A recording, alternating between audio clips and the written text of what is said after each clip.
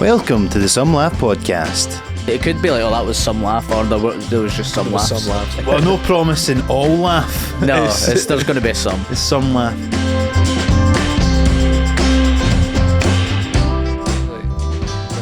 Check or something, you know. Aye. I just You're soaked looking my good. hair after the nursery tots club I was at, and then You're looking good, Aye, Chris. looking good.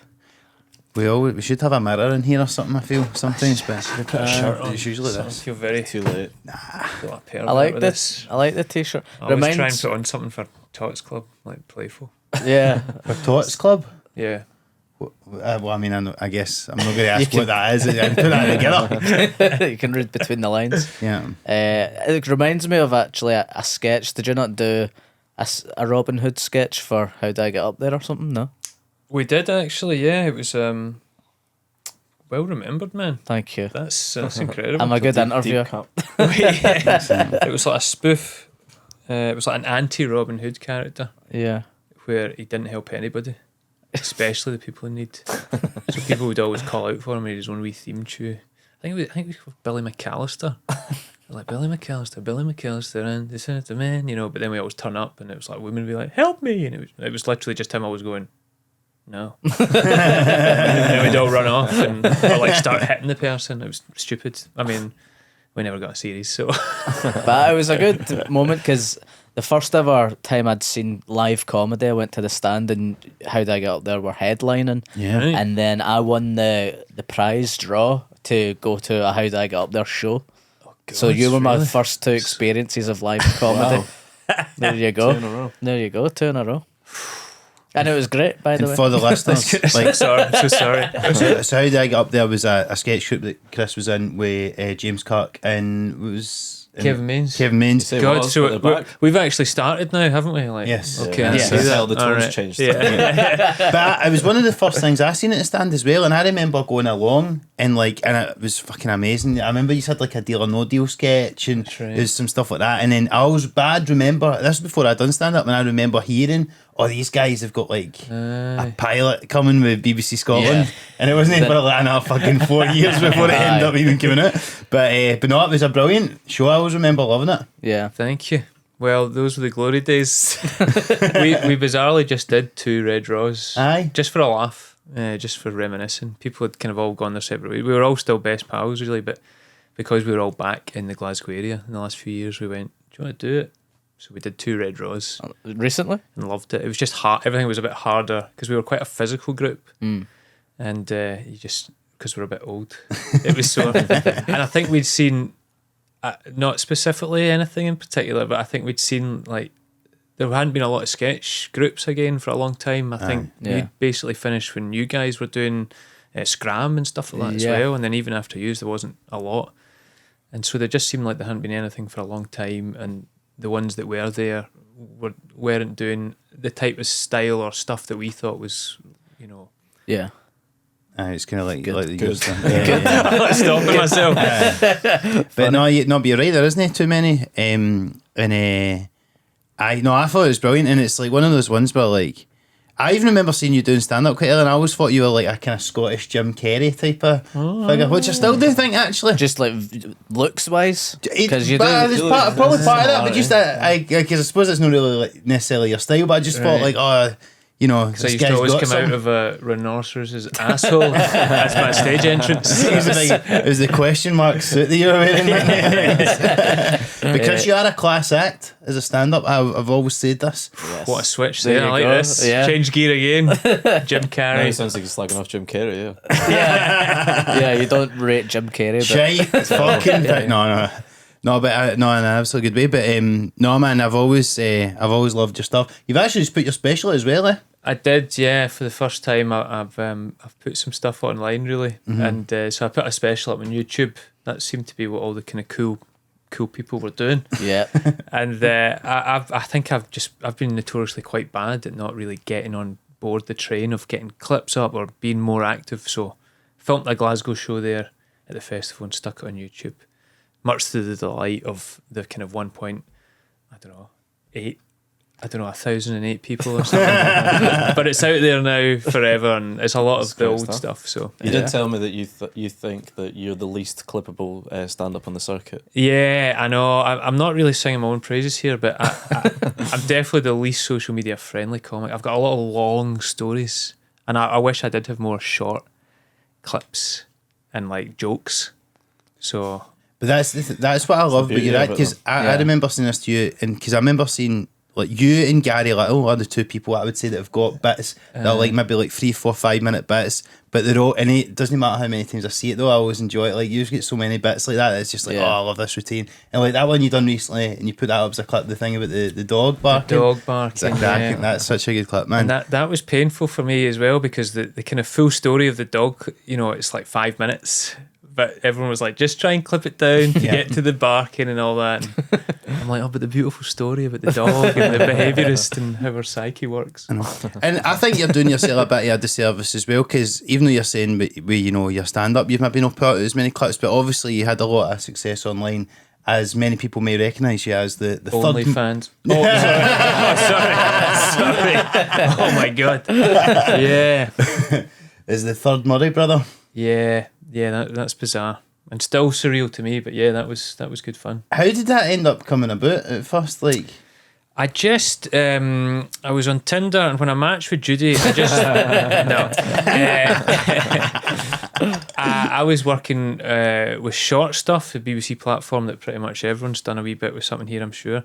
And at the time, I was a core content provider, and so there was a few sketches I had to come up with a few ideas each month, and one of them was just it wasn't specifically going to be the Murray family at first. I just wanted to do something about a third brother, or a second brother even. Aye. We went through a few different folk, but it was based on the Gallagher brothers. Aye, because they've got a third... What's the name of their brother? Williams' brother, Paul. Paul, aye. And nobody knows him. Yeah, and also around that same time, I'd only just realised that Tom Cruise had a brother as well, and I was like, imagine that, man. That's brutal. So that was the basis of it. But the Murrays jumped out then as a family because A, I knew they liked comedy. B, it's rare that the mum is just as renowned as the two kids. Yeah. And they were so big as a whole family unit, a dynamic. And I only wrote in a tiny bit for Judy because the assumption was she would say no. Anyone, not just because it was Judy Murray, but doing a little daft sketch, trying to get a pretty big profile name. She was just hopefully going to come in at the end and be like, But the minute she was on board and really liked the idea, just changed the whole script and gave her loads of lines, and she loved it. She loved being mean to Duncan. She thought that was funny, and I think because she knows that people have this preconception of her as being this kind of quite hard, stern woman, she actually gets to play up to that. Yeah. Because she's not like that at all. She's very, very playful, very, very funny, very quick-witted. But the fact that she can play that role so easily just made it. Aye. No, that's amazing. It's cool. I love the fact that you've made him a Hearts fan and all that as well, because obviously they're pure. He's just a pure black sheep of the family. It's great. Even the Hearts Football Club kind of noticed that as well. So they're like, "We'll send you the latest strip and stuff like that. Please wear it." And so the stuff that's come off the back of it has been the most surprising, because it was going to be a one-off sketch, but it's spurned into all manner of different things. But and everything. Yeah, exactly. Yeah. But hundreds of people think it's real though. Still, yeah. My gran seen it on the telly or something like that, and she fought it. She was telling me I didn't know that Andy and Jamie had another brother. I'm like, no, that's my mate Chris. It's still all the time, because he's got a Twitter account, Duncan, and I always say I kind of hate him a little bit because he's so much more popular than me as a stand-up. He sells better tickets. All his tweets are great. He's just, it's easier to write for a character, I think, as well. But I'd say maybe every 2 to 3 days there's someone that tweets saying, "I've just found out that you aren't real," and it's heartbreaking. People have invested in this guy thinking this is so cool that he's made the best out of what he is in the family, and they find out it destroys them. Aye. And would they let do you ever hear about what Jamie and Andy make of it? Yeah, man. I mean, the first time I met Jamie was crashing a press conference that he was doing as Duncan. And I hadn't been told. I just assumed that he knew, but I hadn't been told that he hadn't been prepped about this at all. And it was Judy again said, look, I'm doing a Q&A event with him, and it was Leon Smith, who's a Davis Cup captain. The event starts at 2, but turn up at 2:30 and then start ringing my phone. I'll leave it on loud, and I'll kind of go to the audience like, oh, sorry about that, and I'm like, it's just Duncan, you know, like for a wee joke. And then after a while, start knocking on the door outside the Q&A, and then I'll go over and let you in. And I just thought everyone was in on it, but she hadn't told anybody. Oh, man.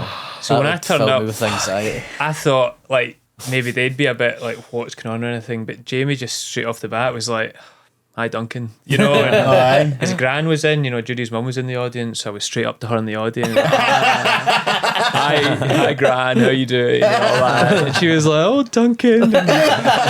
So the whole family's been great about that type of thing, and like even the gran filmed a video that we used. She was going to be a guest at the Fringe show, but she was actually in hospital at the time.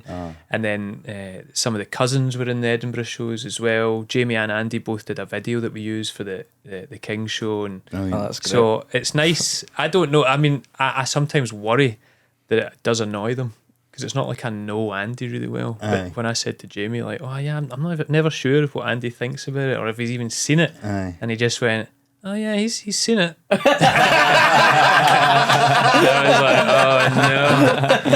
oh no. And anytime they do something and online, so many people reply to them going, oh, what about Duncan? I think they must be like, who is this idiot that's using our mum? It must be so weird for them. Like, imagine like the whole time growing up, like, you know, fucking playing tennis, becoming a Wimbledon champion, and they're like, Andy's just sitting in the house and going, so my mum's doing comedy at the King's Theatre. Oh man. But that's the thing, that it does help that, and people have said, I'm not a million miles away from Luke. We're all about the same size.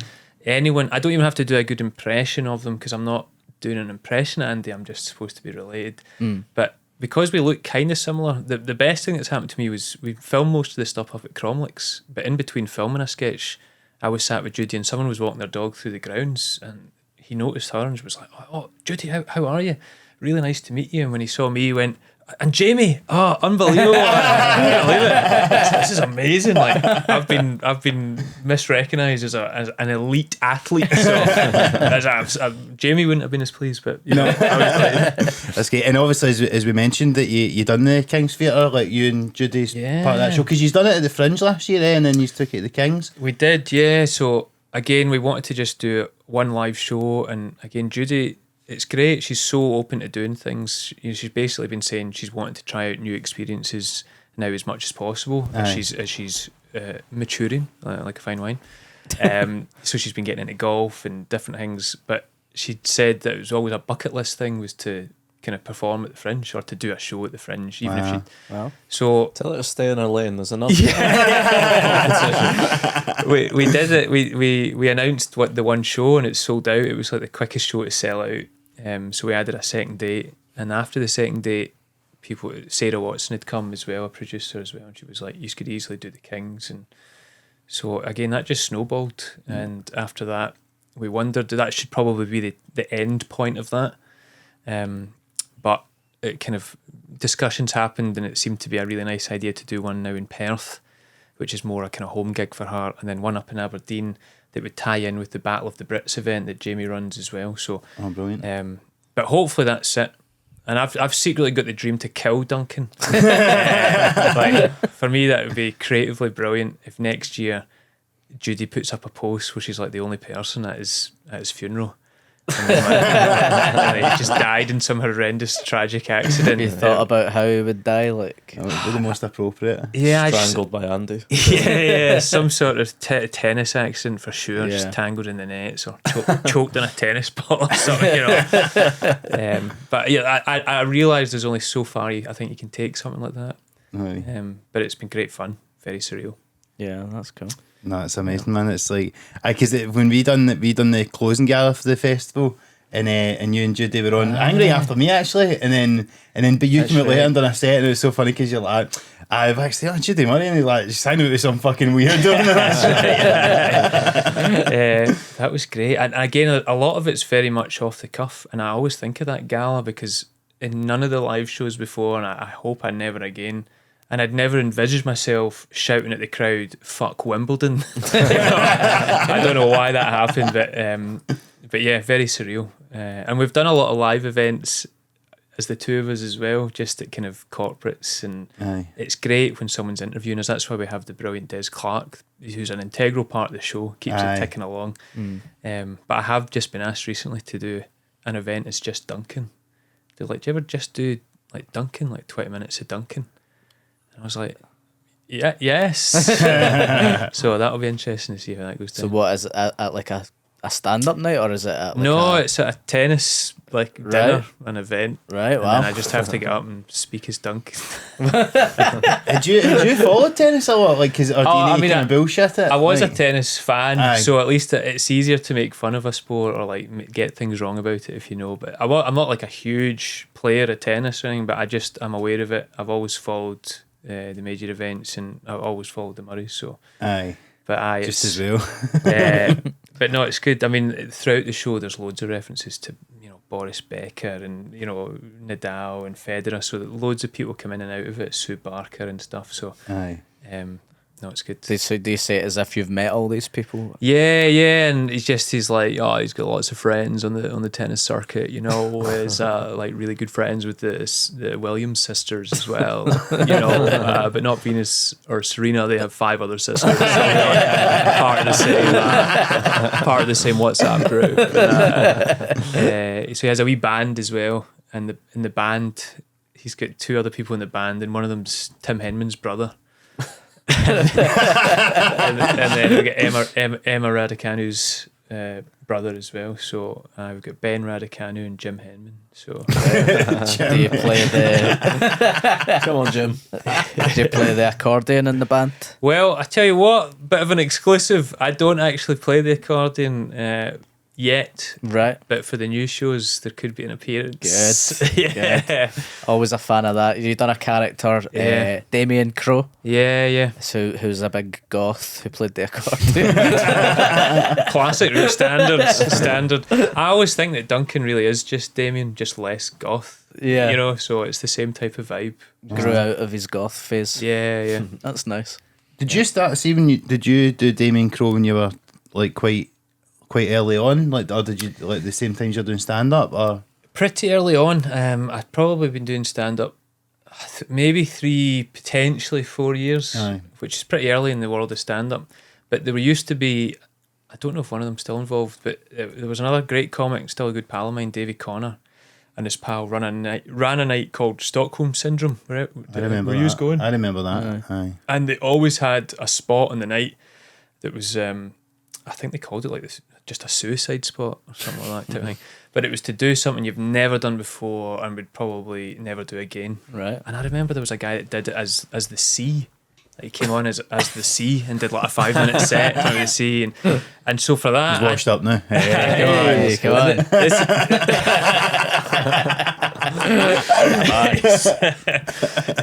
And this is how long ago it was. The night I was doing it as this kind of 5-minute open spot, Greg McHugh was doing that night, but as a very early appearance of Gary Tank Commander when he was just starting out the character. Wow. And but I was doing Damien, and even though it was supposed to be a one-off, I really loved it and I thought it went down well, so I kept doing it.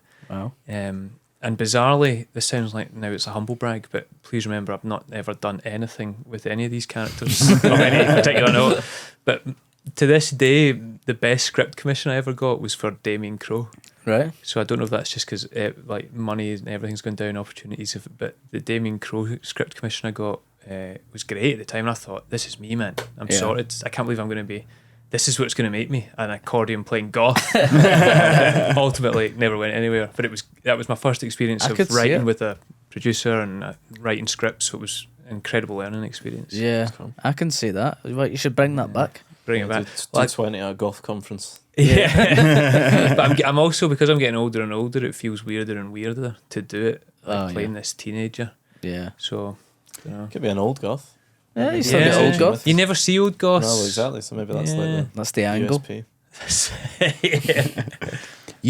Was it Scot Squad that you played the accordion in one of the episodes? Played it at the Cayley, didn't you? I played it at the Cayley, but the highlight for me was actually, I think it was maybe season 2 or 3. It was when I first played it, because I got to play it with Phil Cunningham, who I as well, it's not sad because he's a legend, right? But that was a personal highlight for me because me and my family grew up listening to like Phil Cunningham and Ali Bain. They're like in the world of trad and folk and accordion music. They're massive. You should mention at this point, Chris is a tutor. And so, how do you feel about that term? Oh, it's fine. I mean, I'm probably the least tutor person. I feel like it's more, I've got tutor heritage. But Phil Cunningham, and I think because Rav and the folk at the comedy unit that made it, they knew I played the accordion, and they'd made a little taster tape for Damien Crow back in the day.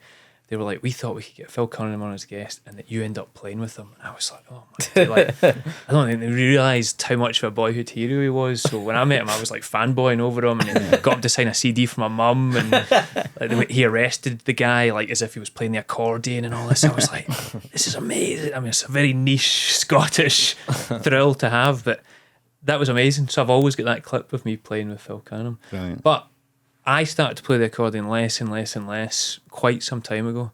So everyone has it in their heads that I can play the accordion. Certain casting directors, the comedy unit that made the show. So, 6-7 years later, when we were doing the Cayley scene. I was in the room, yeah. And you could certainly play the accordion, but you were worried about it. Yeah, but I mean, like Rav or Sally came up and I think it was Noddy, and they're like, yeah, so for this whole section, we just thought maybe you could play a couple of tunes. Maybe if you start off with something like a reel and then do something more traditional. And I was like, I'll stop you right there. I can only play the one song these days. It's the same song I played with Phil Cunningham about 5 years ago. It's the same song I play in this other thing. So that's the only embarrassment now. If someone asks me to play something on the spot, I'm like, this is the one I can do very well. Why is that? Is it just because you've done it so much that I think just ingrained? Muscle memory, that one's in there. It was always a favourite one. It's a slightly easier Cayley one. It's a military two-step. In fact, I got a little bit nervous because when I told Phil Cunningham, he was like, well, whatever you're comfortable playing, I'll play along. And then I told him what I was going to do, and he was like, yeah, I don't really like a two-step. I was like, oh my God. It's a bit hack in the yeah. Oh no. So and I've turned up for auditions before, and people are like, you play the accordion, don't you? And I'm like, well, not really. Like, if you want this one particular sound, I'm your guy. And because obviously you're in Scot Squad the whole way through. One of my favourite characters, I must say. Yes, absolutely. PC Charlie McIntosh, is that right? That's right. That's right. On-off love interest. Yes. With your partner in it. Aye, Ashley Smith. So that was great. It always felt nice that we had a kind of. We were maybe one of the only characters in it that had a loose through storyline. Yeah, we didn't like storylines on that show. Yeah. We made an exception for you guys. Very loose. And it was great, and right from the very earliest moment when we auditioned together, well, on our callback audition, that was what was coming up. There was a bit of kind of chemistry for the characters, and so the fact that they managed to, well, really kick the arse out of that through 8 series, but then still managed to find a nice little resolution for it. It was nice to be part of. That's cool. Is that so when was that first made? 2014 or something, was that?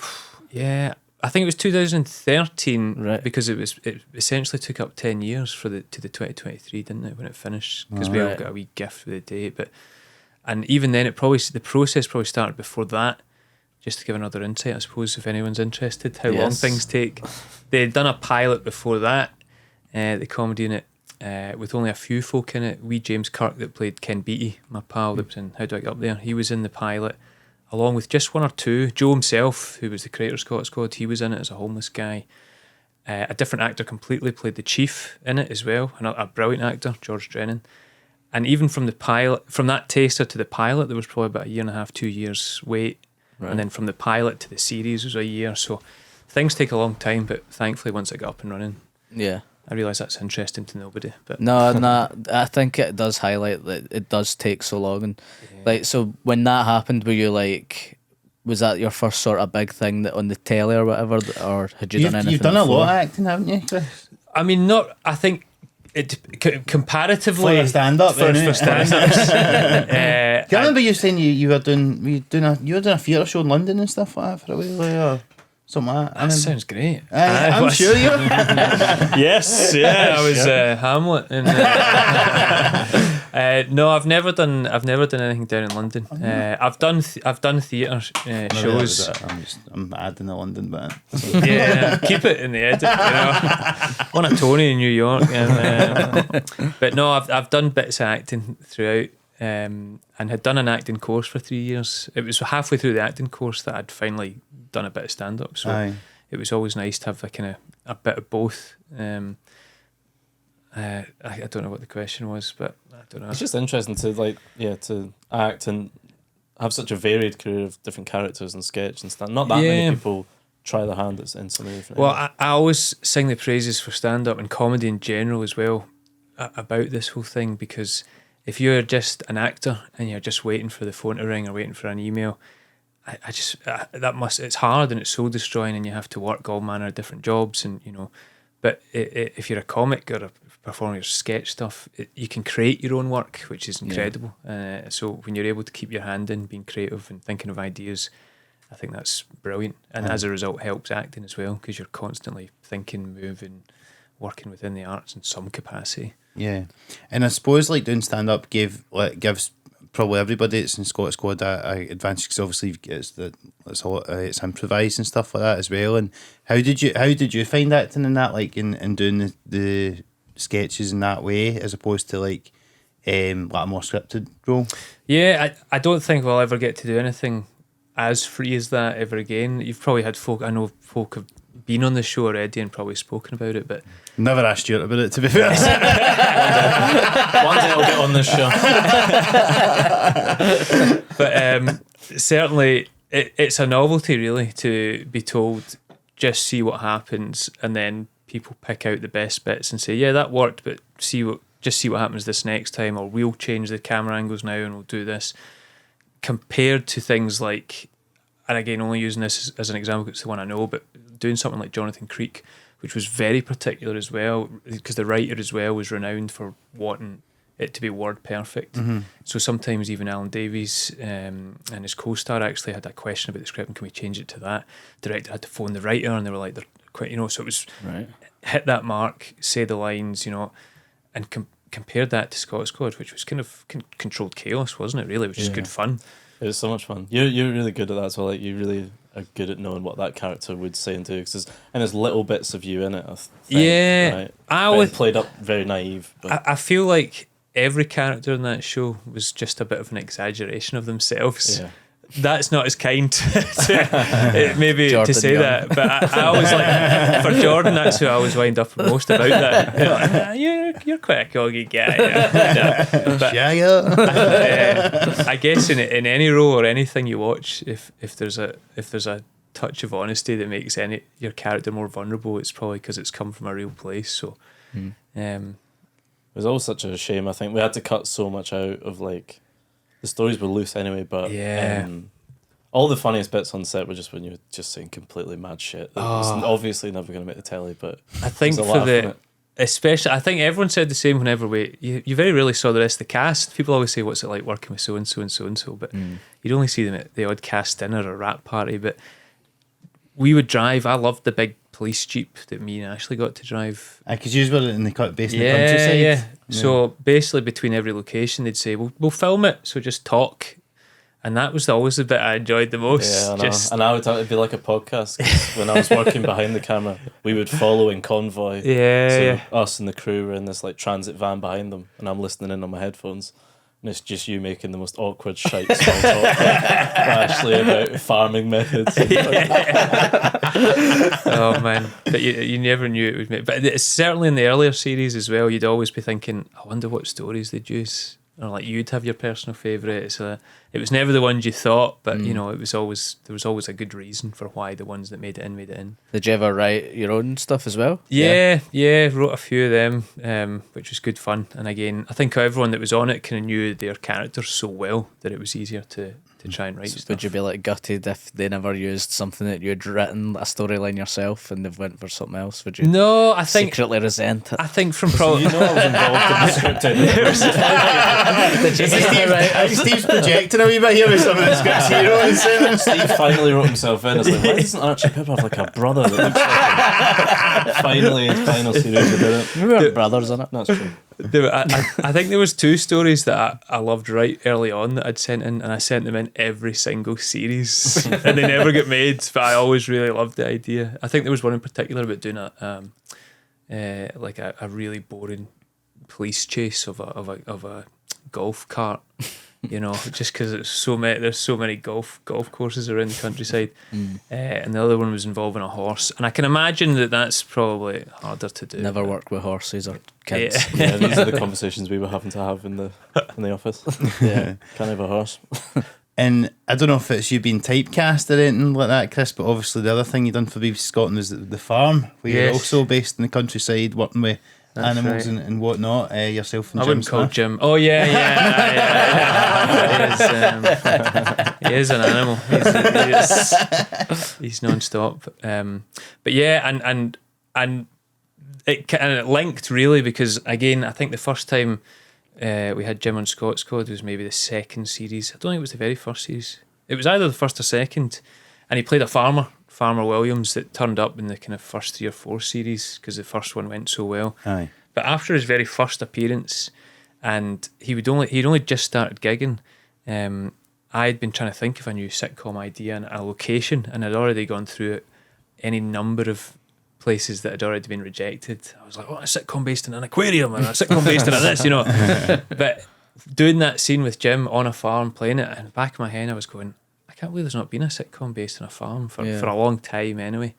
So I went down to see him the next time he was on at the stand, like asking someone out on a date. And I was like, hey Jim, I just wondered if you want to write a sitcom with me. You know, you could do the farm stuff. And I thought you were seeing Judy Murray, Chris. But again, bizarrely, for anyone that's interested in the kind of behind the scenes development and how long things take, we had that conversation in maybe 2014. The first time we finally got a 30-minute script together, we did a live read-through of it in 2015. Jim hadn't even been going for long enough, and he hadn't started to do any of his like farm diaries that ultimately went really viral. So he didn't even play Jim. We had Mark Cox in to play Jim Smith, which was bizarre, and Jojo Sutherland was playing his mum for the read-through and stuff. Was that was it like one of those BBC introducing nights? Yeah, I might have seen that. Aye, I've just all of your stuff. It's so formative for me. It's like Slumdog Millionaire or something. So yeah, I remember them having that sketch in that thing about W.H. Smith in the airport or something. Was just by osmosis. So yeah, and we all thought that went really well, but ultimately it wasn't going to go anywhere at that time. And then it wasn't until 2018 they'd opened up the brief again, which is something that will happen, at TV companies where they were looking for more regional based. So we've still got that script, we'll send it in. By that time, Jim had started doing farm diary stuff, so he'd brought up a lot more notorious kind of profile to it. Aye. We changed the script American woman try to shag him, basically. Oh, he is the Midwest America housewife's favourite. Like, if he moved over there, he would never come back. So that was it. 2018, we finally got another commission, but it was probably another 2 years before we had an iPlayer commission of 3 5-minute episodes. The following year, another 3 5-minute episodes. And then maybe it was another, I don't know what, I've probably passed the year we're on. I'm in the future. But then we had one 30-minute pilot, and then it was about another year and a half before we had another 30-minute special. So things take an age, and that's the end of the road for that. So that's 8 years of getting to work on a show, which is great. I mean, it's so rare to even do that. Yeah. So 8 years of getting to do these little shorts or a couple of specials that ultimately still didn't turn into a huge TV show. So it's a tough game, but anytime you get to work in that industry, it's great.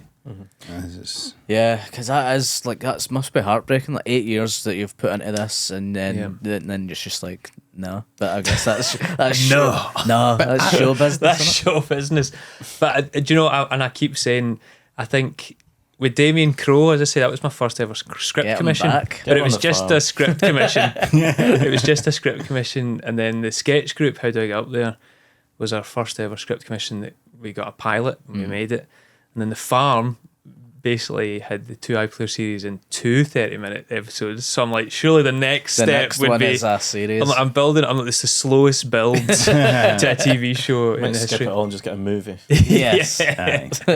No, but I've always thought, and like coming back to what I think this maybe what I was probably getting at earlier on when I was saying about the Jim Carrey thing. But I think like in my head, like you and Raymond Mearns have like are to me, but I think should be like Scottish national treasures. Like, just I think the both of you have like got that great. I think you would be like you are. And I think Raymond's done bits and bobs. Let's pitch the idea now. Raymond's the city boy. Yeah, out in the country. He's got a gothic son.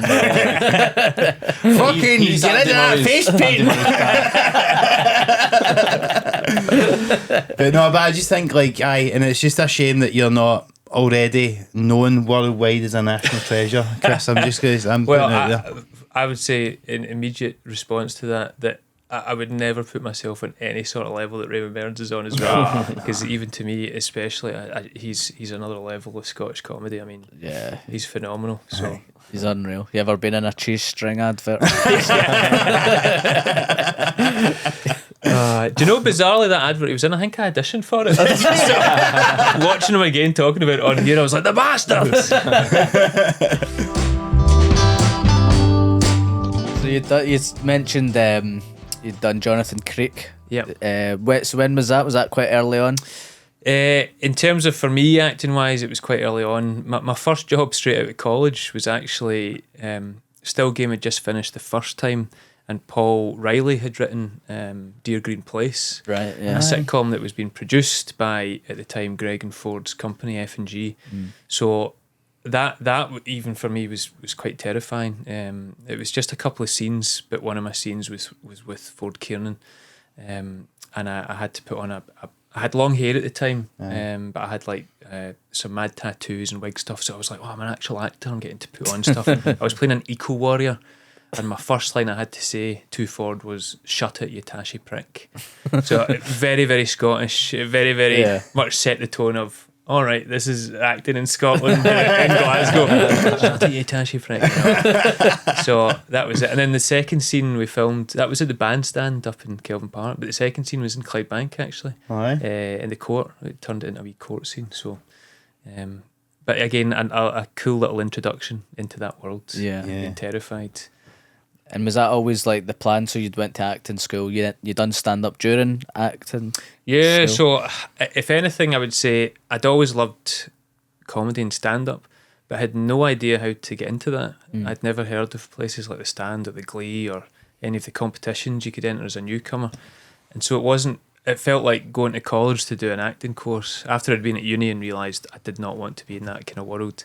That felt like the only step you could take. We were like, well, that's performance. It was the name of the course, acting and performing. But halfway through that, it was someone at the college even showed me the picture of the thing in the paper at the time, when people still read papers, of the So You Think You're Funny. Right, yeah. Which is a big competition, in the UK for comedy newcomers. At the time, I really believed that it was a newcomer competition because I'd never heard of it. Obviously now I realise the political landscape. I should have been gigging for like 2 years and then entered it as a... But I got told that on like my third gig, don't enter it. Peter Kay never entered it for 5 years now. that was one of the only good bits of advice I got when it was, and I still never made it through the heat actually. But I've done it like my 7th gig or something like that. And looking at it. But I'll always be grateful that I did it, because if I hadn't done that, I'd no other intro into the world of stand-up. So I applied, got given the gig, turned up for my first ever gig. So your first ever gig was the competition? Where was the gig? It was in, it's not called this now, I think it was called Blue in Merchant City. And bizarrely, Alan Anderson was there kind of hosting it for Julia Chamberlain, because they used to have the different hosts in different regions.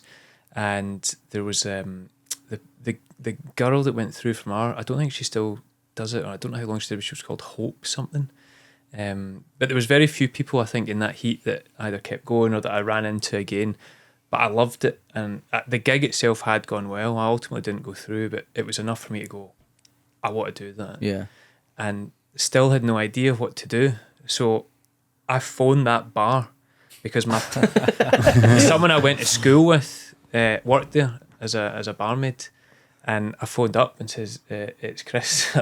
We went to school together, and I was like, I did that competition, but I've got no idea how to do comedy. And do you know the organisers of that competition or the compere? And she went, yeah, the guy Alan runs a show. I'll get him to get in touch. All right. So for our second ever gig, Alan got in touch and went, yeah, I can tell you what to do for how to get into comedy. You can do my competition. That's in a couple of months. And it was the first ever year of the Scottish Comedian of the Year. Right. So my second ever gig was the competition. Hell. But thankfully, off the back of that, what a boring origin story. I don't know anyone who would have done 100% of the gigs. Third gig was BBC Senior Comedy. But again, won the Perry. again, I still just had never heard any clubs or anything. But at that gig, that's where I met for the first time. Me and Nelson were in the same heat. And there was a guy, Jason Arnstein, who used to do quite a lot of gigs at the time when I was starting off. After that heat, it was great atmosphere again. I was like, wow, you know instantly when you're thinking, these are my people. Like, it's just talking to folk that are doing something that you really are passionate about. Mm-hmm. And he said, oh, you should email Eva at the Stand. They do a night called Red Raw. And then that's really the kind of the jump board for so many of us, which is what I did. I got a couple of dates, and then it just snowballed. Rest is history. My first gig, just to continue to bore you, my first Red Raw gig, I walked in and everyone was really nervous, and it was like, oh, I took one pal with me as well, and no one was really talking, and there was a guy with a hat on and a beard, and I was like, oh, is this your first gig as well? And he was like, no, I've done a few. And then I went outside and I wasn't onto the second section, so I was sat with my pal, and he was like, what's it like back there? Backstage, green room of a comedy club. So everyone seems pretty nervous, but there was one guy who seemed like a bit up himself and all that, and kind of beard, ginger guy, and he was like, wasn't him, was it? And he pointed at the picture of Frankie Boyle on the stand wall. I was like, oh yeah, I think he was Frankie Boyle. So he was on my first ever gig. Brilliant. And actually sent a message on, this is how long ago it was, can't believe I'm this old, MySpace, saying, oh, I'm really sorry that I even said that. I was totally out of my mind with nerves. I didn't even realise it was you sitting next to me, and he was kind enough to respond back in the day. To be on like, MySpace. No worries. Really liked again, showing how long ago it was, really liked the bird flu bit. So there you go. That was just, you start off with all that good hack stuff, What year was this? What year was bird flu? I'm going to say, I'm going to guess that was 2009 or something. No, it was earlier. What's that? 2006? 2006 was my first. 2006 was my first Red Raw, yeah. Right. Was it all about how bird flu was a hoax? And we were like, bird flu conspiracy theories. Because you've been flu-pilled. It was more, for some reason, was starting out in particular, I really wanted to be much more alternative. So I was talking about how the chickens started to take over the farm because everyone started to get worried about them. Those themes of farming emerging early. Yeah. They started to team up with the cows because no one had forgiven them for the mad cow disease plague. So by the end of this mad routine, I had chickens riding on the backs of cows going into cities and all this. It was mad. I can't believe BBC Scotland haven't commissioned that. I actually wanted to ask you about that. I forgot about that earlier on, but I wanted to ask because you're from, I know this for your stand-up, but you're from a place called Poolew. Yeah, so my mum's side of the family's Poolew, my dad's side Gairloch, but they're both right beside each other up in the Highlands where our family are. My grand's the only member of our family still up there. Right. She actually just had her birthday on the 13th. Happy birthday. So she's a big listener. We're big in the granny community. Just in Poolew on our wee radio there. But for your stand-up, I can't believe how I suppose rural. You talk about in your stand-up the first time you see traffic lights and shit like that. How rural is it? And is that true or? Poolew is very rural, but everything's obviously embellished for stand-up. Yeah. I don't think anyone would think that if they saw Poolew. It's certainly got bigger. Gairloch's growing more and more because it's now on what people call the North Coast 500. And there's the campsites and stuff, and it's near the beaches. Say that with a bit of disdain. I think the North Coast 500. Well, I do. Well, it's great for. I just mean it was always there. You could always do that. Yeah. It's just there's a nice road. Before the tourists came, you were there. But we moved out. Must have traffic lights now, surely, for that. The MC 500. I feel like essentially. I think of my home village really as Bridge of Weir. Down here, just because I feel like that's where I did all my schooling, the majority of my schooling. So, but even then, I guess that's pretty rural as a wee village. But the fact that we still have the connection up north, and the fact that we've got we're quite a close and big family, but a lot of our uncles and cousins are still Inverness and Invergordon. In fact, speaking of the family from that area, before I forget, I need to give a shout out to my wee cousin James McKeever, because similarly to, I've seen the clip of Daniel Sloss talking about how even when he was in Singapore or something, despite what I feel like I've achieved in my career, he said to me like months ago, do you think you could ever get on some airplane? And I don't think you guys realise how annoying it's getting for all the rest of us that are like, oh man, this is like people used to want to go on Live at the Apollo. Now it's like, I need to get in that shed, man. I need to get okay, it's not as cool as it looks. But he was honestly ecstatic to hear that I was getting on. He listens to it all the time. In fact, I've got a couple of things to bring up. Now, this is bombshell news. Listener questions. I'm not even sure if I should bring this up. Andrew, my cousin, still loves the show. Okay, he loves it. He comes all the time. He must stay near you. Okay, in Glasgow. This is Stuart. Because he's passed you a few times, Stuart, in the street, but he says you've blanked him. He's been so excited to say hello. Now he has said know him. He didn't come up to me. You'll love this, but he has. The funniest thing is he was like, I'm pretty sure he had headphones in, but I kind of get a couple of times now I've been like wanted to say like, you know, I really like the show, but he's like, he's blanked me. He's blanked me. Now it's just I'm very, you know, you piece of come shit. up to me, take my headphones off. There you go. Talk to anyone. But listen, he still loves the show regardless. If anything, that's part of the rampant ego walking on the street on my own with my headphones in. If anything, it's part of the allure now. It's like, oh, he's so mythical. He's He can't so even unapproachable. This speak guy to him. lives round the corner. It's just always about. However, now his best pal also used to be an avid listener. Used to be an avid listener. Fuck. He went out on a date with your sister. My sister. I'm just glad it wasn't someone that was on a date with me. That's what I wanted was going. That's what I thought was going on. Stuart losing his fucking one listener at a time these days. Now this is. I don't want to embarrass I've heard anyone. about If this. anything, it shows your sister in a great light, because he thought she was fantastic, beautiful, Yeah, she's cool. absolutely loved her. But she ghosted this guy. And he was Like gutted. brother, like I son. think that's great, but it's a shame when it affects the numbers. I'm going to have to. But he was so gutted. Hope he wasn't a patron. He can't listen to the show now because it brings up the bad memory for him. That's a shame. That's a shame. So, but they'll I'm gonna enjoy need to it. ask her about that. They'll enjoy that. They'll enjoy that. That's There really you go. funny. I wonder if he was maybe just fanboying, like, because he was on a date with your sister. Brother will ever speak to me. Yeah, maybe he was doing all that. Maybe and he was- gave her the it. And this is the thing. Whatever people's perceptions of it is, I am still worried to hear any time we lose one listener. I don't think we can afford that. We need to I know. I carry don't want to say everybody his on. name in case anyone's like, oh, your sister's like, oh no, what have I done? I was that's gigging funny. with a guy from Portugal last night, and he said that his pal was a listener. He was excited that he was gigging with me. So we've got a listener in Portugal. There you That's go. weird. Despite what One. despite what the analytics say. Cristiano Ronaldo. We've not got anyone in Portugal. We've got someone in Saudi Arabia these days. But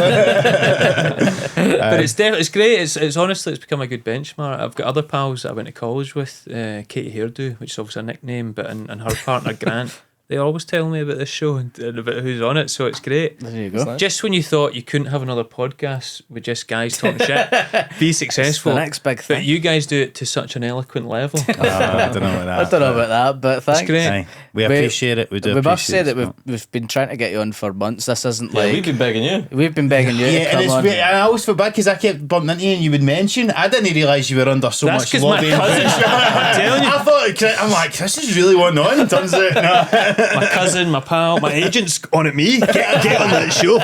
Judy Murray's like, we need to get the profile. Sorry, we didn't have enough space for Judy today. We only get 4 mics today, so you sit in the corner. All you do is tut anyway, you know. But no, it's great. And actually, that's what I wanted to relay from my pal Katie. She was like, you know, when people say, I guess, for sitcom actors, it's different to movie actors, where movie actors, you feel like movie actors, like you don't really know them, but people that have been on your TV, it almost feels like you know them. Well, she was like, well, the podcast just feels like they're all your pals. So there you go. It feels like it's coming across really nice. Oh, that's nice. That's the nicest thing. Like, I think that's the nicest comment we could get. It's hopefully what people feel like. But I'm here to tell people the truth about y'all. So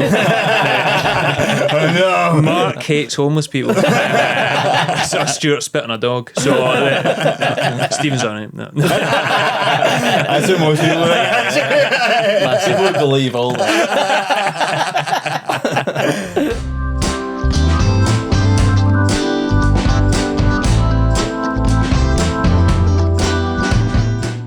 So I was interested in where you came from, because your show at the Fringe this year, Chris, is you're talking about when you were younger, you went out to America on a basketball scholarship. Is that right? Yeah, well, I mean, it wasn't a scholarship per se, rather than a program that my coaches of a basketball team over here knew that I could go and do to play basketball. So I played basketball to quite a high level in Scotland, make that clear. And under 14 and under 16 age, I'd represented Scotland, and my high school coach, who was also the coach of the team we played for, the St Mirren basketball team, he'd known about this program because his own son, who was a great basketball player as well, he had gone over to America to do an academic year over there to play in high school with the hopes of then getting scholarships for college or any other opportunities. So that was the program I was on, and I got to go over to Washington State to do my last year of high school, to, in my mind, ultimately go and play in the NBA. Which, but look at us now. But it I remember seeing The Last Dance as well. Me and Rodman just kicking about in Vegas. You dressed like Damien Crow. Is that where he got the idea for the get-ups? So it was a very unique and incredible opportunity. And bizarrely, I would say the basketball, even though that was the kind of main reasoning for going, became, one of the least important parts of the trip. It was the experience alone, meeting people, going to school in America. It was just incredible. What was that like? What was it much different from? Did you go to high school in Gairloch, or where did you go to high school? High school was all down here, so it was in Houston at the time, in Greif High. But like most high schools, obviously over here, it was you got a tie and shirt, and it's very uniform, and it's just everyone's quite self-conscious and head down, and you get through it. Yeah. And obviously American high school was, much to my delight, was the exact same as every stereotype and cliche from any film I'd ever seen, which I wasn't ready for. So it's just casual clothes and an ID tag, and there was goths and cheerleaders and jocks, and everyone was driving about, and they're I talk about this in the show, but the head cheerleader was Jessica, and she drove her dad's red BMW to school, and she was going out with the head quarterback, who was called Luke Chase. So I mean, it was just such a surreal experience the whole year. Bayside, innit? Yeah. By the bell ship, man. That is so cool. It was excellent, and the only thing that, and again, I'll talk about it more in the show if anyone wants to come. That whole aspect of it was great, but I had to live with a host family because I was only 16 years old when I went over there. And again, because of that type of style of American living, and I loved like Dawson's Creek and the OC and stuff like this. I was a real cheesy wee guy, so I was picturing living with someone like Sandy and like hanging out with folk like Seth and Melissa. But I ended up essentially living with the real life version of the Flanders. They were just like very religious, and it was very. That was the only difficult part of the trip. You couldn't bring anyone back after prom? Oh man, no. I got to tell you, they actually gave me into trouble once because there was a shower scene on in a film. Nothing was happening, someone was just in the shower, but they said, we don't accept nudity in this household. So it was proper full on, man. Wow. And there's a lot of examples about them that I talk about in the show, which I probably shouldn't, but they scarred me for life. So do you still keep in contact with them? No. Well, and you know what, this will be in the show as well, but I don't mind saying it. It's essentially the end of the show, but they actually kicked me out. All right. Wow. Yeah, they kicked me out. Imagine them seeing the Duncan and Judy online and go, he'll pretend to be in anyone's family.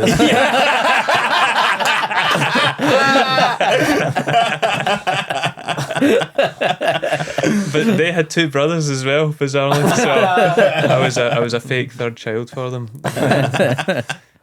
but no. It was all. We do once in a blue moon still kind of exchange a hello or how's everyone doing. So obviously living with a family for nearly a full year, it was just there was friction towards the end. But moving out was probably the best for everyone involved. I'm saying moving out now, but I came back and all my stuff was in a box. That was like a very American movie type thing as well. Wow. But I think especially towards the end of the year, I'm enjoying this year that I've never would have dreamed of being able to enjoy in America, and so. I'm going out and keggers and the people I'm hanging out with are not the people that they want their kids to be hanging out with. So they thought I was maybe a bit of a bad influence. Must be strange though, feeling like at the same time you've got all this newfound freedom, unimaginable, and then in the home it's like more restricted than ever. That's hard to get your head around. It was definitely different. It didn't help that. And if he ever listened to this, he'd love this. But my kind of best mate over there that I've stayed in touch with my whole life, he's been over here a couple of times. I actually married him over in America. Matt Brown. Okay, they genuinely believed he was like the Antichrist. So like anytime he would turn up to pick me up, and he was just the like again in a cheesy American film where it'd be like, you shouldn't be hanging out with that guy from the wrong side of the tracks, They were this holy roller family, and he had a huge tattoo of a angel in lingerie on one arm, and down the other side a devil, like a female devil in sexy red lingerie, and they were just like, who the fuck is this guy? I was like, I'm going out with Matt, So yeah, it was strange, but interesting. It was certainly an interesting dynamic. And how did the basketball end up? Did you get us anything? Wait, he's in the Last Dance. You know, see Rodman's friends with Kim Jong-un and Chris Forbes. Dream blunt imitation. I'm actually Steve Kerr. I was, but no, I think ultimately what I realised was that I wasn't good at basketball. I think and the best thing, the way I always talk about it now is I was certainly Scotland good. Yeah. But comparatively, and even still making the team over there felt like a hard thing to do. I thought it would be a breeze because it was part of me going over, but I still had to kind of make the team. And there was parents that complain about it. Sport's so important over there. So some parents were complaining that a foreign student had come over and taken a spot on the team. All right. Because it could have been one of their kids that were like... But I think the thing that really showed, and the basketball coach would say this to me as well, basketball is and still a pretty peripheral sport in Scotland. So we didn't take it up. I didn't take it up until I was aware that it even existed, But even over there, their soccer teams in high school, even they were huge. They had like 3 coaches, stadiums. You can tell that even though I didn't really play a lot of football, that I was just more natural with a football at my feet. Right. From the same turn, people over there were just born with basketball in their hands. Like it was such a big deal over there, sport and basketball, American football. So I think I was delighted and pleased that I made the team, but I wasn't like the star player when I got over there. I was like one of the cogs of a team that was average. Right. Did you get it a lot in your high school here? Was it more of an extracurricular thing, basketball? Over here? Yeah. Did I get into it over here? No, like at school in PE and stuff. I got it in PE. We played it like twice a year or something. We played netball more than basketball, I would say. We got a full module. Make us play, but it was the PE teacher at our school was the guy that basically created basketball, Paisley basketball, and the St Mirren team. He created it. So I was lucky that the PE teacher at our school was he was tuned into basketball and really grew it from the grassroots. But as far as it being a thing, it wasn't really. If it wasn't for him, I don't think we would have had a school team. But then all the local league team stuff really blew up. So in our area in Renfrewshire, they had a Super League, it was called, and they all American names and stuff. So I played for the Houston Hornets, That's and cool. it was like Johnston Jazz. It's and good that it's Houston as well, which is always an American place. So we have a problem. We're too good at basketball. Well, bizarrely, the Houston Hornets were too good. We had too many good players in our team. So something else that was very American, especially for a draft. They did a trade in the off season, so that a few of the Houston Hornets players went to go and play for like Bishopton Braves and Johnston and all this. Right. So even that felt really cool at a young age. I think this is the sitcom, Chris. I think Yeah, Scottish basketball. Shout it war. That would Mark be annoying Cox though. stars as you.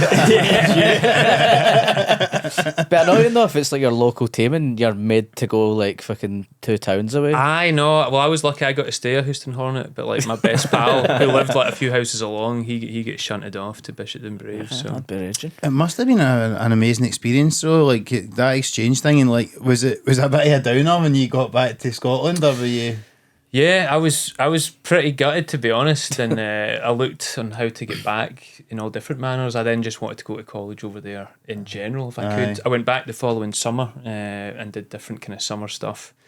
But yeah, I think it was such an extreme high in terms of that experience, and it being so different to everything I experienced, that going back felt like, I don't know, like a step backwards, but just stepping back into the norm was very different. Had you kind of reinvented yourself in America big as well? Time. I came back with frosted tips. I had a horrendous American twang. Brilliant. And like one of the first things I said when I'd gotten home as well was I made the mistake of saying faucet,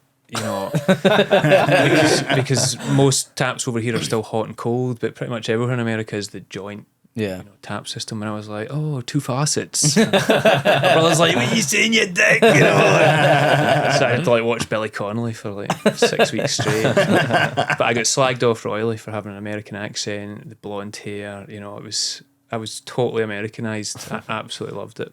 Could they understand you over there when you first? Well, no, and in my defence, I like to think that, and other people that I know that have done the same, you do end up kind of just, your accent changes because you have to. I mean, I'm certainly not the broadest or thickest kind of Glaswegian accent or anything, but even just it being different to them, they were like, what was that? And you automatically start slowing down more and it starts to change.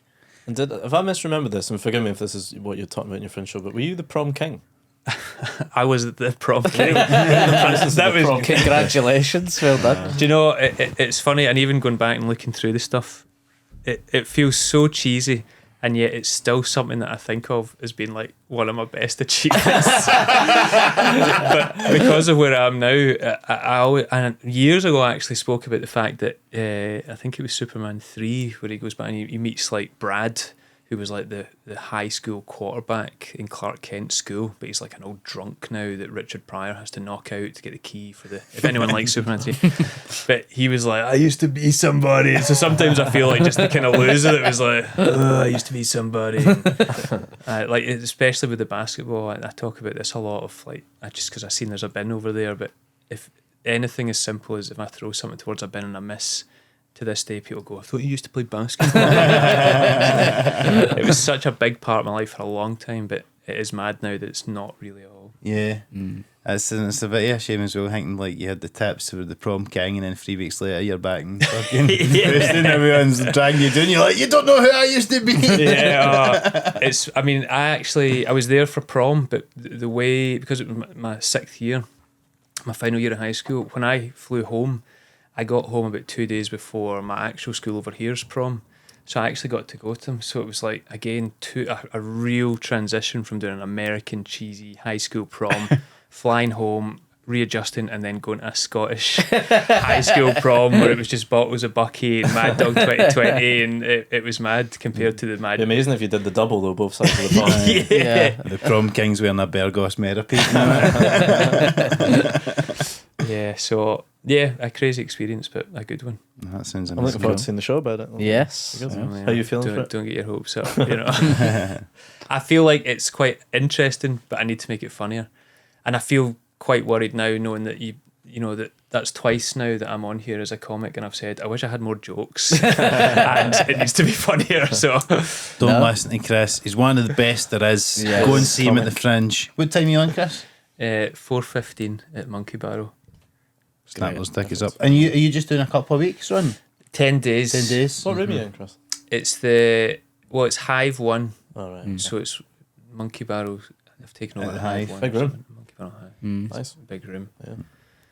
Well, it'll seem even bigger, I think. There's only a handful of people. Not after this, man. Not after this, Chris. That's so silly. You'll have your, because at least your cousin will be coming. Yeah, I'll get my sister to make some calls. Sort this out. Aye, that's great, man. Well, thank you so much for joining us, Chris. Anything else you want to plug? As we mentioned, you have just released your stand-up special filmed at the Stand in Glasgow on YouTube. Feel free to give it a watch if you like long-form comedy. So yeah, that's on YouTube. Just on my YouTube channel, there is a total of one video on there, which is the special. So it'll be easy to find. Cracking routines. Handy 1 hour clip.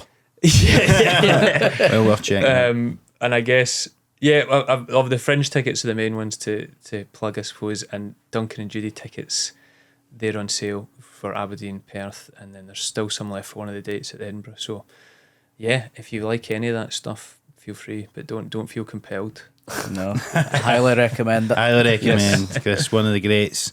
Scottish national treasure. Well, Jim Carrey, prom king 2005. 2000. Was it? Yeah. Oh my god. I know. Pre 9/11. I know. Oh well, that was really America's peak, wasn't it?